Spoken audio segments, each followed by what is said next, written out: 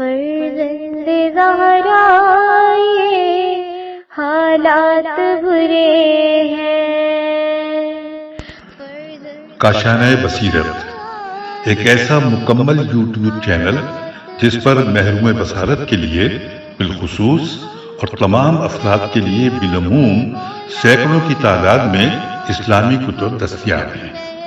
لہذا گزارش ہے کہ آپ اپنی ذمہ داری نبھاتے ہوئے کاشانۂ بصیرت کو سبسکرائب کرنے کے ساتھ ساتھ بیل آئیکن کو پریس کیجیے تاکہ آپ علم کے حصول کے ساتھ ساتھ مذہب اہل بیت کی اشاعت میں بھی اہم کردار ادا کرتے رہیں۔ کاشانۂ بصیرت، کاشانۂ بصیرت، کاشانۂ بصیرت۔ فرزند زہرا یہ حالات برے ہیں۔ السلام علیکم ورحمۃ اللہ وبرکاتہ۔ سامعین، آپ سماعت فرما رہے ہیں سیرت امیر المومنین حضرت علی ابن ابی طالب حصہ دوم، تالیف علامہ مفتی جعفر حسین اللہ مقامہ کی ہے۔ آج ہم آپ کے سامنے اس کی 25ویں ریکارڈنگ پیش کر رہے ہیں۔ صفحہ نمبر 307، عنوان ہے علم الادب۔ زبان اور بیان کی تمام خوبیوں کے ساتھ خیالات اور افکار کی ترجمانی کا نام ادب ہے۔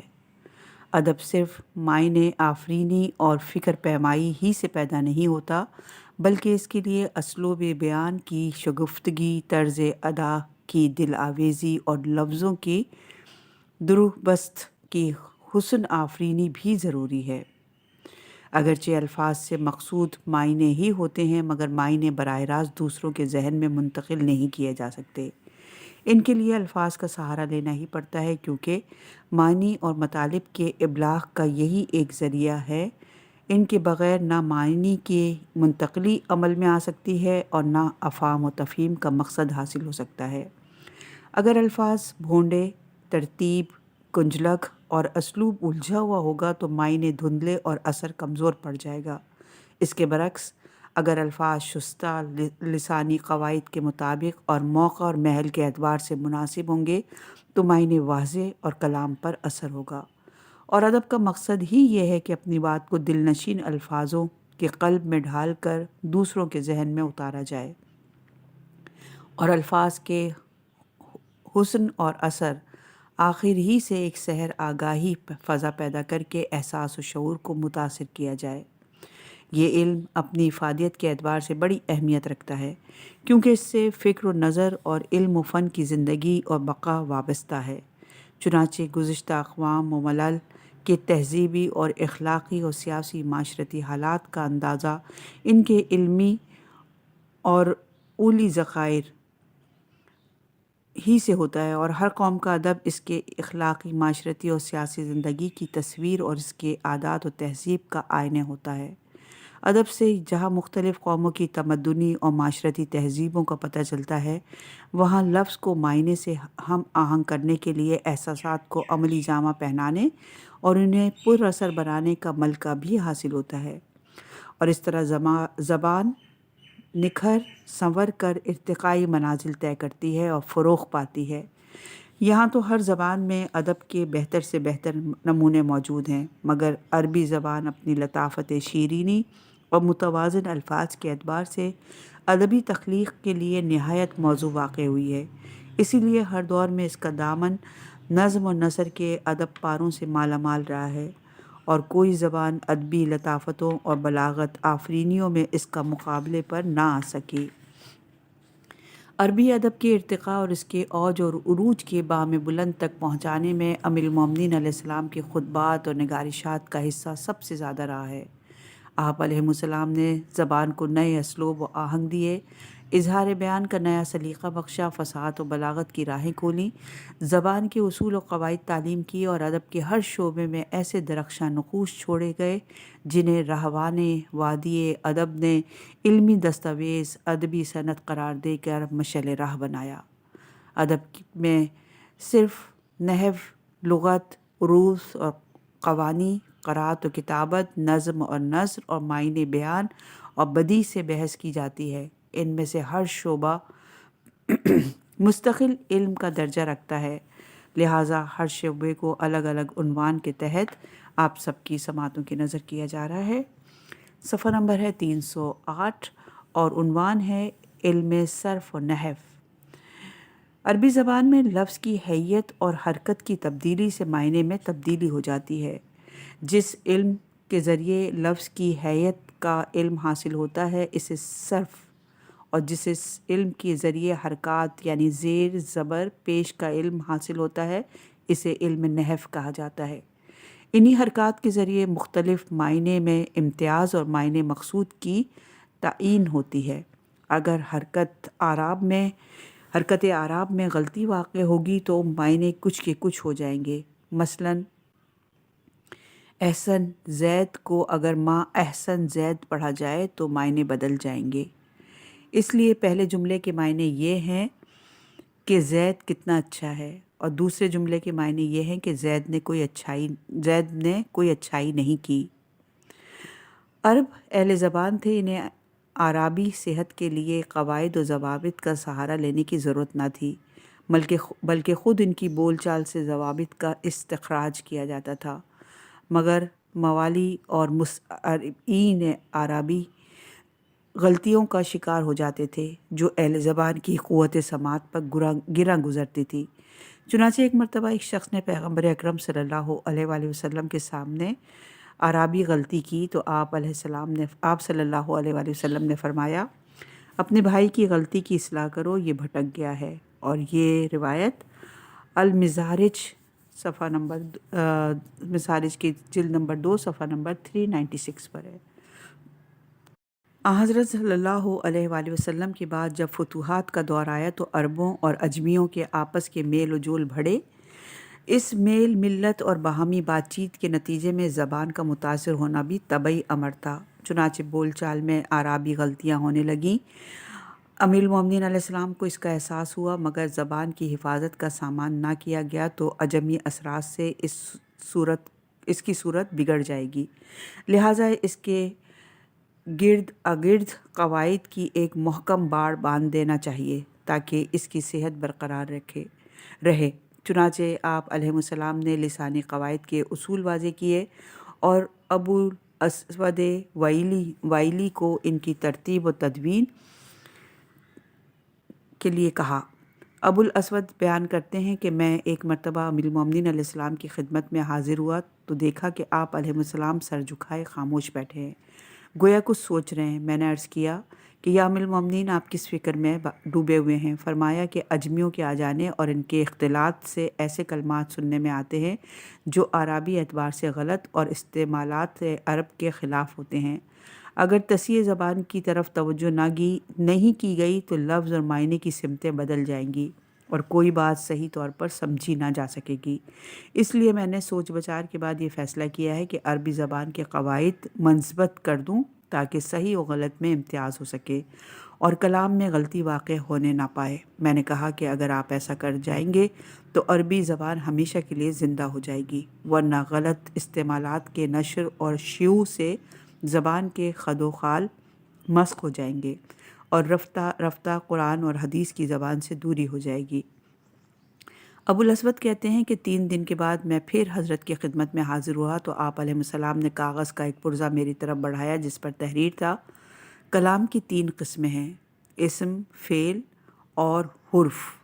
اسم وہ ہے جو کسی مسمی کا پتہ دے، اور فعل وہ ہے جو مسمی کے عمل و حرکات کا پتہ دے، اور حرف وہ ہے جس میں نہ اسم کے معنی ہوں اور نہ فعل کے۔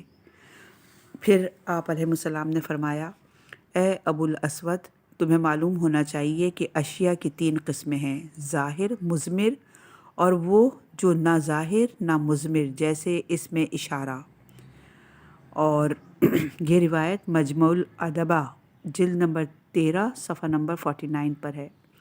اس کے بعد آپ علیہ السلام نے معرفہ، نکرہ، وجوہ اعراب، رفع نصب، جر اور چند دوسرے اصول بیان فرمائے اور فرمایا کہ تم یہ طریقہ اختیار کرو۔ حضرت کے اس قول سے ان قواعد کا نام نحو قرار پایا۔ ابو الاسود کہتے ہیں کہ میں نے حضرت کی ہدایت جانب کے مطابق کچھ قواعد مرتب کر کے اصلاح کے لیے آپ علیہ السلام کی خدمت میں پیش کیے، اور جب حرف ناصبہ گنوائے تو آپ علیہ السلام نے فرمایا کہ لکن کو تو تم چھوڑ گئے۔ میں نے کہا میرا خیال تھا کہ لکن حرف ناصبہ میں سے نہیں ہے۔ فرمایا ایسا نہیں ہے، یہ بھی ان میں داخل ہے، چنانچہ میں نے اسے بھی بڑھا دیا۔ ابو الاسود نے اس سلسلے میں جو کچھ سیکھا امیر المومنین علیہ السلام سے ہی سیکھا۔ علامہ سیوطی تحریر کرتے ہیں، ابو الاسود نے علم نحو امیر المومنین علیہ السلام سے حاصل کیا، اور یہ روایت بھی المظہرج جلد نمبر 2 صفحہ نمبر 397 پہ ہے۔ ابو الاسود سے ان کے فرزند عطا ابن ابی الاسود، یحییٰ ابن یامر میمون القرن اور انبا ابن عبدان نے یہ فن سیکھا اور دوسروں کو سکھایا۔ اس کے بعد خلیل ابن احمد فراہیدی متفی 175 ہجری اور ان کے شاگرد اخفش مجاشی متفی 215 ہجری نے اس کے قواعد مثبت کیے اور اس کے لیے فروغ میں نمایاں حصہ لیا۔ بے شک ان لوگوں کی محنت اور عرق ریزی سے یہ علم پایہ تکمیل تک پہنچا، مگر ایک علم کی تشریحات اور توضیحات سے تکمیل تک پہنچانا اور ہے، اور اس کی ایجاد اور بنیاد رکھنا اور ہے۔ علامہ عقاد تحریر کرتے ہیں، علم نحو میں حضرت علی علیہ السلام کا بہت بڑا حصہ ہے، اس لیے کہ اس کی ایجاد تاسیس اس سے کہیں زیادہ مشکل تھی کہ نحو کی ضخیم کتابیں تصنیف کر دی جائیں، جبکہ نحویوں کی تدوین سے پہلے یہ علم ایجاد ہو چکا تھا اور اس پر بحث و نظر کرنے والوں کی بھی کثرت تھی۔ اور یہ روایت ہے عبقریہ الامام صفحہ نمبر 146 میں۔ یہ واضح رہے کہ علم صرف علم نحو ہی کا ایک شعبہ ہے اور دونوں کا موضوع کلمہ اور کلام ہے۔ فرق یہ ہے کہ اگر صحت اور اعتدال کے لحاظ سے بحث کی جائے تو علم صرف علم صرف ہے، اور ترکیب اور اعراب کے اعتبار سے بحث کی جائے تو علم نحو ہے۔ اس لیے یہ دونوں علوم عربیہ کے ذیل میں یکجا بیان کیے جاتے رہے ہیں۔ ابو عثمان مازنی متفی 249 ہجری نے اسے نحو سے الگ کیا اور پھر مستقلاً علم صرف پر کتابیں تحریر کی جانے لگیں۔ بہرحال علم صرف کی تاسیس علم نحو کے ساتھ ساتھ ہوئی، لہٰذا جو علم نحو کا موجد ہوگا وہی علم صرف کا موجد قرار پائے گا، اور علم نحو کے ایجاد کا صحرا بلا شبہ حضرت علی علیہ السلام کے سر ہے، جس میں کسی اختلاف کی گنجائش نہیں ہے۔ کچھ لوگوں نے عبد الرحمن ابن حرمزہ ارج اور کچھ لوگوں نے نصر ابن عاصم کو نحو کا موجد قرار دینے کی کوشش کی ہے، لیکن یہ صحیح نہیں ہے، اس لیے کہ ان دونوں نے نحو کی ابتدائی اصول ابو الاسود سے سیکھے، اور ابو الاسود اس فن میں امیر المومنین علیہ السلام کے شاگرد تھے۔ صفحہ نمبر ہے 310 اور عنوان ہے علم اللغت۔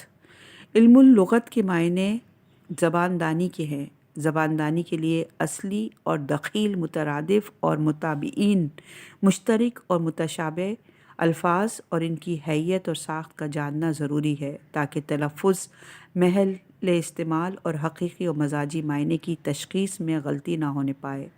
ہر زبان میں حسب ضرورت الفاظ کا سرمایہ پایا جاتا ہے۔ ابتدا میں ضروریات محدود ہوتی ہیں، اس لیے الفاظ کا ذخیرہ بھی محدود ہوتا ہے، اور جوں ضروریات بڑھتی جاتی ہیں الفاظ کا دائرہ بھی پھیلتا چلا جاتا ہے۔ اس طرح یا تو نئی اشیاء اور جدید معنی کے لیے نئے الفاظ واضح کیے جاتے ہیں، یا دوسری زبان کے لفظوں کو اپنے لب و لہجے کے سانچے میں ڈھال کر اپنی زبان کے حدود میں داخل کر دیا جاتا ہے۔ عربی زبان بھی تعمیر اور ساخت اور شکست اور ریخت کے انہی مرحلوں سے گزر کر اور ریگزار عرب کے وسیع دامنوں میں پل کر پروان چڑھی اور متمدن زبانوں کو پیچھے چھوڑتی ہوئی آگے بڑھ گئی۔ عربی زبان ارتقاء کی راہ میں اس وقت گامزن ہوئی جب حضرت اسماعیل علیہ السلام نے مکہ میں طرح کی اقامت ڈالی اور قحطان کی ایک شاخ بنی جرہم میں رشتہ ازواج قائم کیا۔ اس طرح دو خاندانوں کے اختلاط اور عربی اور عبرانی کی آمیزش سے زبان میں توسیع ہوئی اور الفاظ کا دائرہ وسیع سے وسیع تر ہو گیا۔ اس وسعت کا اندازہ اس سے ہو سکتا ہے کہ اس میں 46,400 متروک الفاظ کے علاوہ 6,05,20,000 الفاظ مستعمل ہیں۔ حالانکہ کسی معیاری زبان کا سرمایہ الفاظ 4.5 لاکھ سے آگے نہیں بڑھ سکا۔ عربی زبان میں ایک ایک شے کے لیے اس کی مختلف حالتوں اور کیفیتوں کے پیش نظر متعدد الفاظ واضح کیے جاتے رہے ہیں۔ مثلاً شیر کے لیے 500، سانپ کے لیے 200 اور کتے کے لیے 70 الفاظ استعمال ہوتے ہیں۔ ایک مرتبہ عرب کا مشہور شاعر ابو الاعلی مارا علم الہدا سید مرتضیٰ کے ہاں حاضر ہوا۔ جب دروازے پر پہنچا تو کسی چیز سے ٹھوکر کھائی۔ ایک شخص کی زبان سے نکلا، یہ کتا کون ہے؟ ابو الاعلی نے کہا، کتا وہ ہے جو کتے کے 70 اسما سے ناواقف ہو۔ سید مرتضیٰ نے یہ سنا تو اسے بلایا اور جب اس سے بات چیت کی تو معلوم ہوا کہ وہ زبان عرب پر عبور تام رکھتا ہے۔ غرض دنیا کی کوئی ترقی یافتہ زبان عربی زبان کی وسعت کا مقابلہ نہیں کر سکتی، اور نہ کوئی ایسی لغت تدوین کی جا سکی ہے جو تمام الفاظ، امثال اور محاورات میں عربی پر حاوی ہو۔ اگرچہ خلیل ابن احمد فرہیدی متوفی 175 ہجری نے کتاب العین، ابو بکر ابن درید متوفی 321 ہجری نے جیرہ، ابو الحسن احمد ابن فارس متوفی 390 ہجری نے مجمعیل، ابو نصر اسماعیل جوہری متوفی 398 ہجری نے صحا، اور ابو الغالب تمام ابن غالب قرطبی متوفی 436 ہجری نے تلقی العین، ابن سیدہ اندلسی متوفی 458 ہجری نے المحکم، ابن منصور افریقی متوفی 711 ہجری نے لسان العرب، مجدین فیروز آبادی متوفی 817 ہجری نے قاموس، اور دوسرے لغوین نے بے شمار کتابیں لغت پہ ترتیب دیں۔ جب تک تدوین و تالیف کا سلسلہ جاری ہے مگر کسی کتاب کے متعلق یہ دعویٰ نہیں کیا جا سکتا کہ وہ تمام الفاظ عرب کا احاطہ کیے ہوئے ہے۔ امیر المومنین علیہ السلام زبان عرب پر پوری دسترس رکھتے تھے، چنانچہ آپ علیہ السلام کے خطب، خطوط، فرامین اور کلمات حکیمہ میں الفاظ کا اتنا وافر سرمایہ ہے کہ اس دور کے ادبا اور فصحا کا مجموعی کلام بھی اتنے الفاظ پر محیط نہیں ہے۔ آپ علیہ السلام تحریر و تقریر میں الفاظ پر الفاظ لاتے، الفاظ کی مرصع تصویر کھینچتے، حروف اور صوت میں حقائق و معارف سموتے، کلام میں تفنن اور بو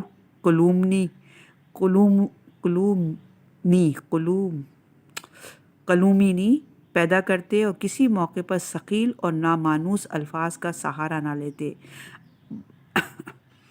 بلکہ ہر لفظ نکھری، سنوری اور فصاحت کے سانچے میں ڈھلی ہوئی ہوتی۔ استاد معین الدین محاشی نہج البلاغہ تحریر کرتے ہیں، وہ لغت عرب پر سب سے زیادہ اقتدار رکھتے تھے اور جس صورت سے چاہتے تھے اسے گردش دیتے تھے۔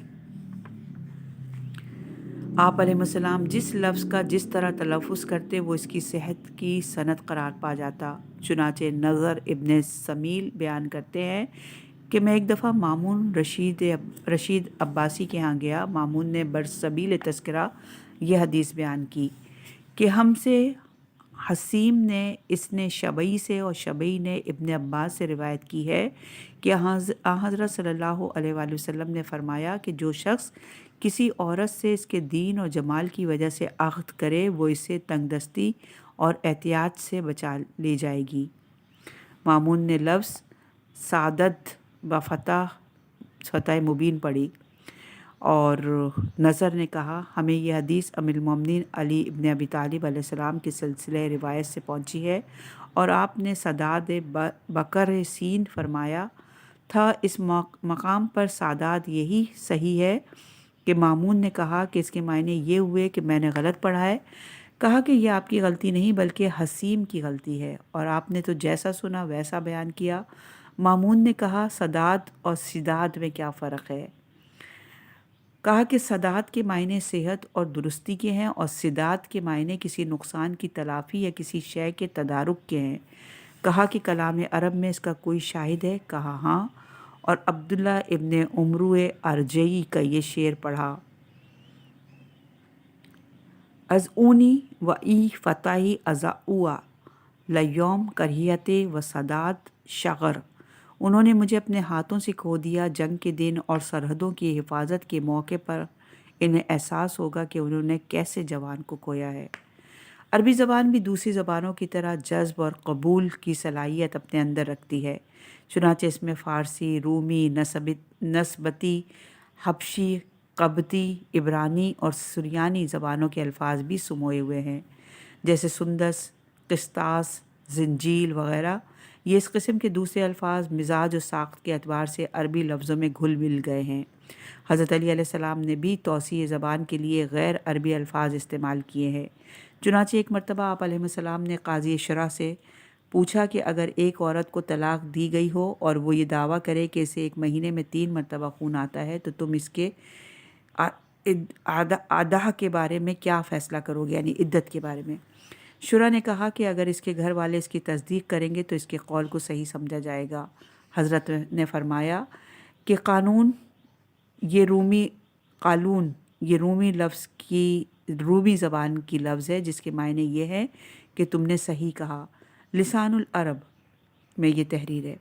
ایک مرتبہ کچھ لوگوں کو دامن لٹکائے چلتے دیکھا تو فرمایا گویا یہ یہودی ہیں اور اپنی درسگاہوں سے باہر نکل رہے ہیں، اور یہ روایت شرح ابن ابی الحدید جلد نمبر 4 صفحہ نمبر 321 پر ہے۔ فحور فحر کی جمع ہے۔ ابو عبید نے کہا کہ یہ نسبتی یا عبرانی زبان کی لفظ ہے، اس کی اصل بھیر ہے، بے ہے یرے، جس کے معنی یہودیوں کی درسگاہ یا اس مقام کے ہیں جہاں وہ عید کے لیے جمع ہوتے تھے۔ محیط میں ہے کہ فحر فریوم کا معرب ہے، اور فریوم یہودی کی ایک عید کا نام ہے جو ماہ آذر کی 13 یا 15 تاریخ کو ہوتی ہے۔ عرب جب عجمی الفاظ کو معرب کرتے تھے تو ان لفظوں کو جہاں اپنے لب و لہجے کے سانچے میں ڈھالتے وہاں ان سے اور صیغے بھی بنایا کرتے تھے۔ چنانچہ عرب کا ایک شاعر کہتا ہے کہ تمہیں ان لاغر اندام اونٹوں نے اٹھا لیا جو ان کمانوں کے مانند تھے جنہیں کمانی گر نے ٹیڑھا کیا ہو۔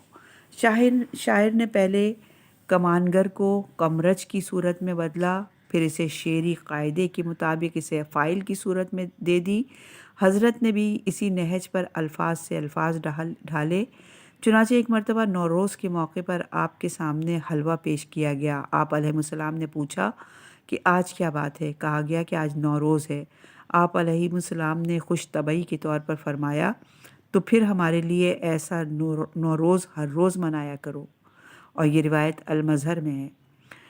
نوروز فارسی زبان کا لفظ ہے، اس کے عربی میں تلفظ نوروز اور نیروز ہوتا ہے۔ حضرت علی علیہ السلام نے اسی لفظ نوروز سے نوروز و امر کا صیغہ مشتق کیا۔ بعض الفاظ قریب المعنی ہیں مگر مترادف اور ہم معنی نہیں ہوتے۔ اس معنوی تفریق کی وجہ سے ان کا محل استعمال بھی مختلف ہو جاتا ہے۔ حضرت علی علیہ السلام نے اس تفریق معنوی کی طرف بھی رہنمائی فرمائی۔ چنانچہ آپ علیہ السلام سے دریافت کیا گیا ہے اکراہ اور اجبار میں کیا فرق ہے؟ اکراہ وہ ہے جو بادشاہ کی طرف سے ہو، اور اجبار وہ ہے جو زوجہ و فرزند کی طرف سے ہو۔ مطلب یہ ہے کہ جو بات حکماً منوائی جائے وہ اکراہ ہے، اور جس میں حکم کار فرما نہ ہو وہ اجبار ہے۔ آپ علیہ السلام سے دریافت کیا گیا کہ خوف اور غم میں کیا فرق ہے؟ فرمایا کسی امر ناگوار کے واقع ہونے سے پہلے جو کیفیت طاری ہوتی ہے وہ خوف ہے، اور جو کیفیت واقع ہونے کے بعد طاری ہوتی ہے وہ غم ہے۔ اجر اور عوض میں فرق یہ ہے کہ اللہ کی طرف سے جو ابتلا اور آزمائش ہو، جیسے دکھ، درد، بیماری وغیرہ، اس کے بدلے میں جو کچھ اللہ کی طرف سے ملے وہ عوض ہے، اور انسان کے اعمال کے نتیجے میں جو حاصل ہو وہ اجر ہے۔ چنانچہ حضرت نے اس فرق کو ایک مریض کی عیادت کرتے ہوئے واضح کیا۔ مرض میں اجر نہیں ہے، البتہ وہ گناہوں کو مٹاتا ہے اور انہیں اس طرح جھاڑ دیتا ہے جس طرح درخت سے پتے جھڑتے ہیں۔ ہاں اجر اس میں ہوتا ہے کہ کچھ زبان سے کہا جائے اور کچھ ہاتھ پیروں سے کیا جائے، اور یہ روایت نہج البلاغہ میں ہے۔ معنی الفاظ کے سلسلے میں حضرت علی علیہ السلام کا قول حرف آخر سمجھا جاتا تھا، چنانچہ ایک مرتبہ آیہ قرآنی وَإِذَا مَوَدَّت جس وقت زندہ درگور لڑکی سے پوچھا جائے گا، میں لفظ مودہ کے متعلق صحابہ میں اختلاف رائے ہوا تو آپ علیہ السلام نے فرمایا، زندہ درگور لڑکی پر لفظ مودہ اس وقت صادق آتی ہے جب وہ 7 مرحلوں سے گزر چکی ہو۔ حضرت نے آیہ قرآنی لَقَدْ خَلَقْنَا الْإِنسَانَ مِنْ صَلَاصَةٍ میں خلقت انسانی کے جو مراتب بیان کیے ہیں ان کی طرف اشارہ فرمایا۔ مقصد یہ ہے کہ جب لڑکی ولادت کے بعد روئے، چیخے اور پھر اسے زندہ دفن کر دیا جائے، وہ مودہ ہے۔ حضرت ابوبکر سے لفظ کلالہ کے معنی دریافت کیے گئے۔ انہوں نے کہا، وہ جس کے نہ بیٹا ہو اور نہ باپ، یہ میری اپنی رائے ہے، اگر صحیح ہو تو اللہ کی جانب سے ہے۔ اور یہ روایت کشف الغمہ جلد نمبر 2 صفحہ نمبر 59 پر ہے۔ امیر المومنین کے سامنے اس کا ذکر ہوا تو فرمایا کہ یہ رائے سے کام لینے کا محل نہیں۔ قرآن مجید میں کلالہ کا اطلاق سگے بھائی بہن اور پدری بھائی بہن یعنی باپ ایک اور مائیں مختلف ہوں، اور مادری بھائی بہن یعنی ماں ایک اور باپ مختلف ہوں، سب پر ہوا ہے۔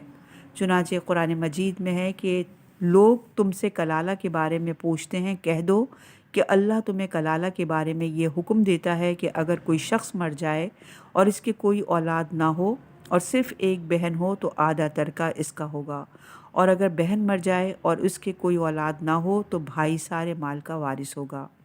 اس آیت میں کلالہ سے حقیقی اور پدری بھائی بہن مراد ہیں۔ دوسرے مقام پر ارشاد ہے کہ اگر کوئی مرد یا عورت مادری بھائی یا بہن کو اپنا وارث چھوڑ جائے تو ان میں سے ہر ایک کا چھٹا حصہ ہوگا، اور اگر ایک سے زیادہ ہوں وہ 1/3 میں برابر کے شریک ہوں گے۔ اس آیت میں کلالہ سے مراد مادری بھائی بہن ہیں۔ حضرت ابوبکر سے آیہ قرآنی فاقیہۃ و ابا کے معنی میں دریافت کیے گئے کہ فاقیہۃ کے معنی کیا ہیں؟ معنی تو میں جانتا ہوں مگر ابا کے معنی مجھے معلوم نہیں۔ حضرت نے سنا تو فرمایا، الاب ہوا نکلا و مرائی، اس کے معنی گھاس اور چرگاہ کے ہیں۔ ابن قتیبہ و دینوری نے ادب المکاتب میں تحریر کیا ہے کہ حضرت علی علیہ السلام نے فرمایا کہ آیہ قرآنی تنور جوش مارنے لگا میں تنور کے معنی سطح زمین کے ہیں۔ فیروز آبادی نے بھی قاموس میں یہ معنی تحریر کیے ہیں۔ حضرت علی علیہ السلام سے مروی ہے کہ جبرائیل حضرت صلی اللہ علیہ وآلہ وسلم کے پاس آئے اور کہا، اپنے اصحاب کو اج اور سج کا حکم دیجیے، عین جین اج اور سے جیم سج کا حکم دیجیے، اور یہ روایت معین الاخبار میں ہے۔ حضرت علی علیہ السلام نے فرمایا کہ اج کے معنی صدائے تلبیہ بلند کرنے کے ہیں اور سج کے معنی جانور کے ذبح کرنے کے ہیں۔ حضرت علی علیہ السلام سے حنان اور منان کے معنی پوچھے گئے، فرمایا کہ حنان وہ ہے جو روح گردانی کرنے والے پر بھی نظر کرم رکھے، اور منان وہ ہے جو بن مانگے دے۔ ایک عورت نے اپنے شوہر کو سفلا کہا، سین فے لام ہے۔ شوہر نے کہا کہ اگر میں سفلا ہوں تو میری طرف سے تجھے طلاق ہے۔ یہ معاملہ حضرت علی علیہ السلام کے سامنے پیش ہوا۔ آپ علیہ السلام نے فرمایا، اگر تجھے اس کی پرواہ نہیں کہ تو نے کیا کہا اور تیرے بارے میں کیا کہا جاتا ہے تو سفلا ہے، اگر ایسا نہیں تو یہ بات بے نتیجہ ہے، اور یہ روایت تہذیب الاحکام میں ہے۔ آپ علیہ السلام سے پوچھا گیا کہ نوبتا کے معنی کیا ہیں؟ فرمایا، یہ اس کے اسپیلنگ یہ ہے کہ نون واو پہ حمزہ میم تے ہے۔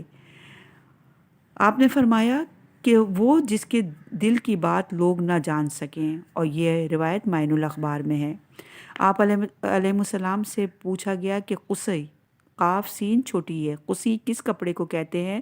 فرمایا، اس مصری یا شامی کپڑے کو جس کی لکیروں سے 4 خانے بنتے ہیں۔ صفحہ نمبر ہے 316، عنوان ہے ضرب الامثال۔ ضرب المثل اس مختصر سے مختصر فرقے کو کہتے ہیں جو اپنی لفظی لطافت اور معنوی افادیت کی بنا پر بے تکلف زبانوں پر آ گیا ہو۔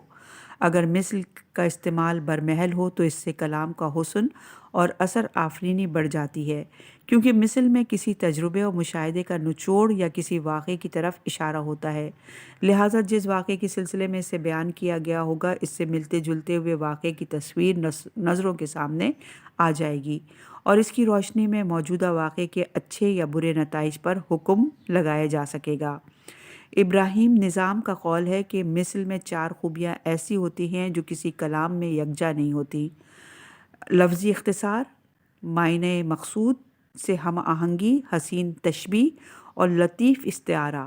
انہی خوبیوں کی بنا پر مثالیں زبانوں پر چڑھتی ہیں اور فروغ عام پاتی ہیں۔ امیر المومنین علیہ السلام کے خطبات اور تحریرات میں کثرت سے مثالیں استعمال ہوئی ہیں، ان میں سے چند ایک کا ذکر ہے: افسوس اب یہ بات جبکہ میں چھوٹی بڑی مصیبت جھیل چکا ہوں۔ لیلۃ لطی کی تخصیص ہے۔ اس مثل کی ابتدا یوں ہوئی کہ ایک شخص نے ایک پستہ قد عورت سے عقد کیا، آئے دن اس کے لیے کوئی نہ کوئی مصیبت کھڑی کر دیتی، اس سے تنگ آ کر اسے طلاق دے دی اور ایک ایسی عورت سے نکاح کر لیا جو طراز قامت تھی، مگر یہ اس کے لیے پہلی سے زیادہ تکلیف دہ ثابت ہوئی۔ اس نے اسے بھی طلاق دے دی اور کہا کہ میں اس چھوٹی اور بڑی کے بعد کبھی شادی نہیں کروں گا۔ اس کے بعد اس سے چھوٹی اور بڑی مصیبت مراد لی جانے لگی۔ کاش کہ قصیر کی بات مان لی جاتی۔ یہ مثل اس موقع پر استعمال کی جاتی ہے جہاں کسی مشورہ دینے والے کا مشورہ رد کر دیا جائے اور بعد میں پچھتایا جائے۔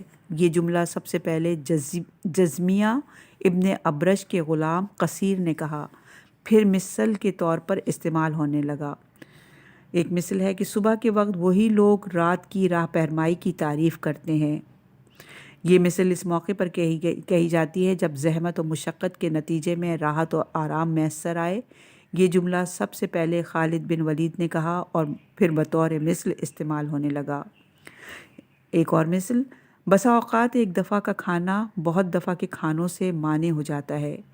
یہ جملہ ضرورت سے زیادہ شکم پوری کے موقع پر استعمال ہوتا ہے۔ مقصد یہ ہے کہ انسان کو ضرورت سے زیادہ نہ کھانا چاہیے، کیونکہ کھانے کی ہرس مختلف بیماریوں کا پیش خیمہ ہے، جس کے نتیجے میں انسان کو بہت سے کھانوں سے محروم ہونا پڑتا ہے۔ یہ جملہ سب سے پہلے عامر ابن زرتب عدوانی نے کہا، پھر مثل کے طور پر استعمال ہونے لگا۔ ابو الفضل میدانی نے مجموع الامثال میں لکھا ہے کہ ایک موقع پر امیر المومنین حضرت علی علیہ السلام نے تمثیلاً بیان فرمایا کہ ایک جنگل میں ایک شیر اور 3 بیل سفید، سیاہ اور سرخ مل کر رہتے تھے۔ شیر انہیں کھانا چاہتا تھا، مگر ان کے ایک ساتھ رہنے کی وجہ سے اسے حملے کا موقع نہ ملتا تھا۔ ایک دن اس نے کالے اور سرخ بیل سے کہا کہ مجھے اس سفید بیل کی طرف سے اندیشہ ہے، کیونکہ سفید ہونے کی وجہ سے وہ دور سے کہیں دکھائی دے جاتا ہے، اور ایسا نہ ہو کہ کوئی شکاری اسے دیکھ کر یہاں پہنچ جائے اور ہم سب اس کی وجہ سے مارے جائیں۔ اگر تم مجھے اجازت دے تو میں اسے کھا جاؤں تاکہ ہمارے لیے کوئی خطرہ نہ رہے۔ دونوں بیلوں نے اس کی رائے سے اتفاق کیا اور شیر اسے چیر پھاڑ کر کھا گیا۔ پھر ایک دن اس نے سرخ بیل سے سرگوشی کرتے ہوئے کہا کہ تمہارا رنگ تو میرے رنگ سے ملتا جلتا ہے، مگر یہ کالا بیل ہمیں ایک نہ ایک دن لے ڈوبے گا۔ اگر تم کہو تو میں اسے بھی کھا جاؤں تاکہ ہم یہاں سے بے خوف و خطر رہ سکیں۔ اس نے کہا کہ بہتر ہے کہ اسے بھی کھا جاؤ۔ جب اسے کھا چکا تو سرخ بیل سے کہا کہ اب میں تمہیں بھی کھاؤں گا۔ اس نے کہا اب میں اکیلا اور بے بس ہوں، تم جب چاہو مجھے کھا سکتے ہو، مگر مجھے اتنی مہلت دو کہ میں اپنا پیغام دوسروں تک پہنچا سکوں۔ شیر نے اسے مہلت دی اور اس نے بلند آواز میں کہا، میں تو اسی دن لقمہ بن گیا تھا جس دن سفید بیل کھایا گیا تھا۔ اس مثل سے مراد یہ ہے کہ جو شخص دوسرے کی ہلاکت پر رضامند ہو جاتا ہے، اسے بھی ہلاکت سے دوچار ہونا پڑتا ہے۔ میدان جنگ میں حضرت علی علیہ السلام سے کہا گیا کہ آپ ذرا خود پہنے بغیر دشمن سے بھڑ جاتے ہیں۔ فرمایا، موت کا لمحہ انسان کو حفاظت میں لیے ہوئے ہے۔ اس جملے کے بارے میں میدانی نے لکھا کہ یہ عربی مثلوں میں سے سب سے سچی ضرب المثل ہے۔ ایک مرتبہ عید کے موقع پر متعدد کھانے آپ کے سامنے جمع ہو گئے۔ آپ نے ان کھانوں کو ملا کر ایک کر لیا اور فرمایا، میں نے یک رنگ کیے لیتا ہوں۔ علامہ مجلسی نے لکھا کہ حضرت کا یہ کلمہ ضرب المثل بن گیا۔ آخر اس تبدیلی کا کیا سبب ہے؟ علامہ سید رضی نے تحریر کیا کہ یہ جملہ بطور مثل استعمال ہوتا ہے اور سب سے پہلے آپ ہی سے سنا گیا۔ میں تم پر قربان جاؤں۔ شیخ علاء الدین نے تحریر کیا کہ جس نے سب سے پہلے کہا وہ حضرت علی علیہ السلام تھے۔ حضرت علی علیہ السلام کے چند کلمات اور آپ لوگوں کے سامنے پیش کیے جاتے ہیں جو اپنے اختصار اور جامعیت کی وجہ سے ضرب المثل بن چکے ہیں۔ پہلا، اس کی رائے ہی کیا جس کی بات نہ مانی جائے۔ دل آنکھ کا صحیفہ ہے، غم آدھا بڑھاپا ہے، بہترین شہر وہ ہے جو تمہارا بوجھ اٹھائے، احسان مند ہونے سے محروم ہونا بہتر ہے، جو حق سے ٹکرائے گا حق اسے پچھاڑ دے گا، امیدیں چشم بصیرت کو کور کر دیتی ہیں، جس پر قناعت کر لی جائے وہ کافی ہے، تمہارا قاصد تمہاری عقل کا ترجمان ہے، انسان کا شکم اس کا دشمن ہے، ملک کا ثبات اور قیام عدل سے وابستہ ہے، آدمی کا ہم نشین ویسا ہوتا ہے جیسا وہ خود ہوتا ہے، پیدائش موت کی پیغمبر ہے، ظلم کا انجام سخت ہے، جاہل کی خاموشی اس کی پردہ پوش ہے، امیدوں سے دستبرداری بہترین ثروت ہے، لاکھ دینے کا ایک دینا ہے، دل بے آرزو دیا تو نے، جو دوسروں پر اعتماد نہیں کرتا اس پر بھی اعتماد نہیں کیا جاتا، عقل کی کمزوری غم سے امان دلاتی ہے، چندہ کے عقل بیش غم روزگار بیش، عاقل کی رائے جو شروع میں ہوتی ہے وہی جاہل کی رائے آخر میں ہوتی ہے،